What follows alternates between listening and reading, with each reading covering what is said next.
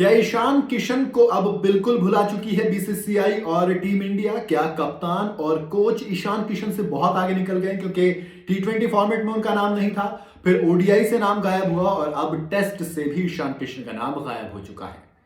मतलब एक खिलाड़ी जिसका 78 का एवरेज है, जिसे सिर्फ अभी तक 2 ही टेस्ट खेलने का मौका मिला है, जिसमें जो मौके मिले उसमें उसने एक बार 1 नॉट आउट गया, फिर 25 रन बनाए, फिर 52 नॉट आउट गया। यानी कि अभी तक वो सिर्फ एक बार टेस्ट में आउट हुआ है, 2 टेस्ट मैच में खेले हैं उसने, बावजूद उसके उसको मौका नहीं दिया जाता है। एक खिलाड़ी जो लगातार रन बनाता है उसके बाद उसे ड्रॉप कर दिया जाता है। एक खिलाड़ी जो दोहरा शतक लगाता है फिर उसे ड्रॉप कर दिया जाता है। ईशान किशन को फिर मेंटल फटीग हो जाती है, जिसके बाद वो साउथ अफ्रीका दौरे से अपना नाम वापस ले लेते हैं। इस मेंटल फटीग का जिम्मेदार कौन? वो सिलेक्टर्स जो कि ईशान किशन को स्क्वाड में डालते हैं, या वो कप्तान जो स्क्वाड में होने के बावजूद उन्हें प्लेइंग 11 में नहीं लेता, वो कोच और कैप्टन जो परफॉर्म करने के बावजूद उन्हें बिठा देते हैं। साउथ अफ्रीका में उन्होंने नाम वापस लिया, उससे पहले ऑस्ट्रेलिया सीरीज हुई थी, उसमें 3 मैच खेलने को मिले, तीनों में रन बनाए, बावजूद इसके वो खिलाड़ी नहीं था। अफगानिस्तान की जब टी20 सीरीज का ऐलान हुआ उसमें ईशान किशन का नाम अवेलेबल नहीं था। अब उसके बाद जब टेस्ट सीरीज आई तो कहा गया कि यार ईशान किशन टेस्ट में कमबैक करेंगे एक विकेट कीपर बैट्समैन के तौर पर। और कुछ दिनों पहले चर्चा ये भी आ रही थी कि बीसीसीआई और सिलेक्टर्स विराट कोहली की जगह टी20 में ईशान किशन को रखना चाह रहे हैं। लेकिन अब वही ईशान किशन तीनों फॉर्मेट से गायब हो जाते हैं। एक वक्त को जो खिलाड़ी तीनों फॉर्मेट में बीसीसीआई और चीफ सिलेक्टर्स की चॉइस हुआ करता था, वो अचानक से तीनों फॉर्मेट से गायब हो जाता है।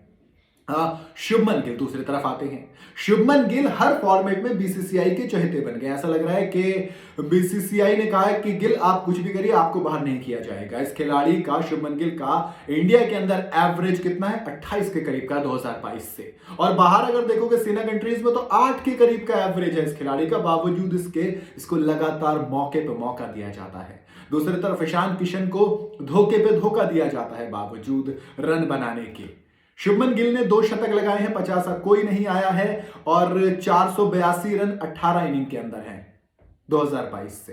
करीब 28 का एवरेज इस खिलाड़ी का है टेस्ट के अंदर, और आप मौका दे रहे हो। दूसरी तरफ ईशान किशन, जिसको मौका नहीं दिया जा रहा है। गिल को आप मौके पे मौका और ईशान को धोखे पे धोखा। माने ऐसा लग रहा है कि ईशान किशन से अब बीसीसीआई आगे निकल चुके। राहुल द्रविड़ ने आके कहा था कि ईशान अभी अवेलेबल नहीं, जब अवेलेबल होंगे तब हम देखेंगे, वो डोमेस्टिक में जाएंगे और रन बनाएंगे तब आएंगे। ये बेसिक सी स्टेटमेंट राहुल द्रविड़ की, जो कि टीम इंडिया के हेड कोच हैं। ऐसे में ईशान किशन के पास अब मौका कहां है? देखो, टेस्ट में आने के लिए उनको आपने 2 टेस्ट की अनाउंसमेंट कर दी है।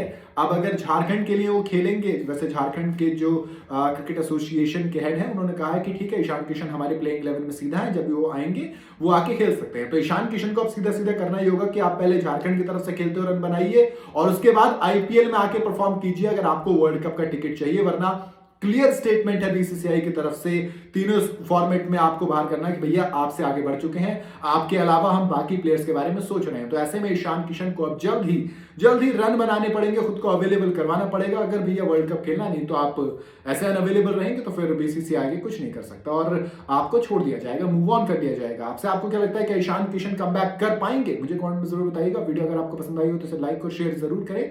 जाते जाते चैनल को सब्सक्राइब करते हुए जाएं।